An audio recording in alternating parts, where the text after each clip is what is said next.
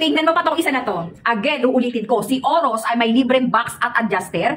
May box adjuster, may kasama na siyang battery, kaya no worries na, which is matagal niyo pa naman magagamit yan, no? Matagal niyo pang magagamit yung battery niya, okay lang. Ito yung pinaka-appearance ng high-end watch. Sa isa sa mga high-end watch ni Oros, ayan siya, gold, tapos blue. Ito kasi is limited edition yung ganitong klaseng kulay. Tapos ito rin, may pa-vintage effect, yung all black niya. Totally at all black yan. Ayan yung appearance ng Oros.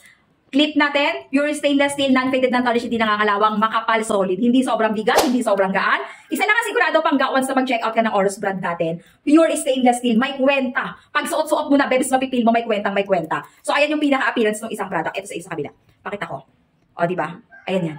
Mamimili na lang kayo ng kulay and design. So, pag suot-suot, ang nagustuhan ko kasi kay Oros brand, minimal lang yung mismong face ng product niya. 20 pesos coin lang siya. Medium size lang. So, pwedeng panlalaki at pwedeng pababae. So, ayan yan. O, diba? Tapos yung isa pa niya.